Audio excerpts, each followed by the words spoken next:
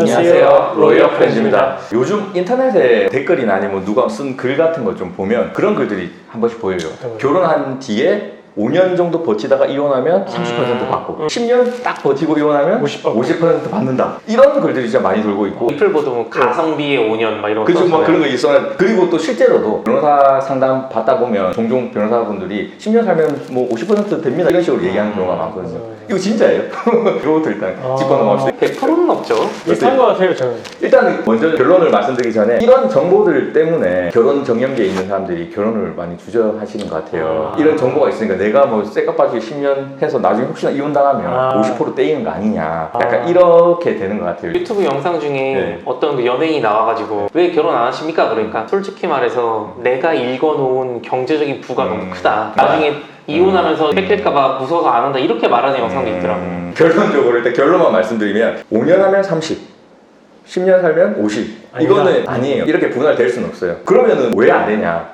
일단 재산 분할할 때 고려되는 사항들이 엄청 많아요. 단순히 혼인 기간만 고려되는 게 아니에요. 혼인 기간도 있고, 그리고 만약에 자녀가 있는지, 자녀가 있다면 이혼했을 때 누가 그 자녀를 키우는지, 그리고 경제활동은 누가 하는지, 경제활동을 했을 때 각자 버는 금액이 어느 정도였는지, 그리고 결혼할 때 누가 얼마의 재산을 가져왔는지, 그리고 결혼하면서 또 누가 투자를 해서 돈을 많이 벌 수도 있고, 투기재산이 어떻게 형성됐는지, 그리고 결혼하는 과정에서 뭐 부모님이 사망해서 상속을 받았다면 그 상속재산이 얼마나 있는지, 이런 걸 다 따져가지고 결국은 판단을 한단 말이에요. 단순히 10년 살았다, 나는 50% 가져와야지, 이게 아니에요. 실제 사건들 중에서도 10년 이상 이렇게 살았지만 10년 살았으면 50% 받아야 되는데 20-30% 나오는 경우도 있고, 있어요. 3-4년 살았어? 그러면 보통 20% 뭐 30% 나올 수 있다 이렇게 볼 수도 있지만 50% 이렇게 나오는 경우도 있단 말이에요. 그래서 실질적으로는 다르기 때문에 단순히 혼인기간이 요러니까 몇 %. 이게 절대 아니에요. 구체적인 사람마다 워낙 다르기 때문에 일단 이렇게 좀 알고 계시는 게 맞는 것 같아요. 그리고 혼인생활이 길어지면 길어질수록 당연히 기여도에서 어느 정도 영향은 받을 수는 있긴 있어요. 근데 그게 100%로 이렇게 이꼬르 되는 게 아니고, 그 기간이 늘어나면 늘어날수록 상대방이 가정생활에 기여한 정도라든지 노동으로 얼마나 기여했는지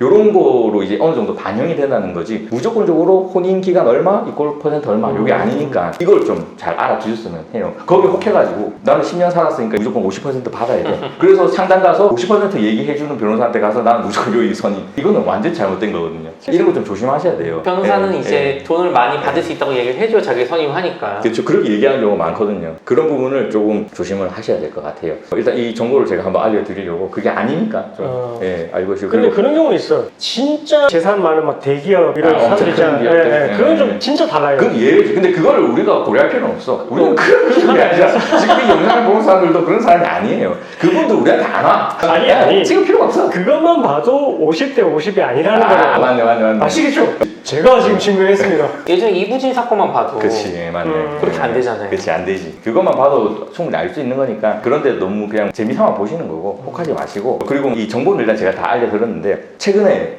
아기를 낳으신 박 변호사님 결혼 어떻게 생각하세요? 결혼 좋죠. 저는 인간은 본질적으로 죽을 때까지 외로움과 싸워야 되는 존재라고 생각을 합니다. 근데 그 외로움과의 싸움에 결혼이랑 가족을 만드는 게 굉장히 큰 기여를 한다고 생각해요. 저도 결혼을 장려하는 입장이고, 이 변호사님도 맞죠? 결혼 장려하는 입장이죠. 장려하는데 네. 본인 개인적으로 이야기할 때는 애 때문에 힘들어 죽겠다.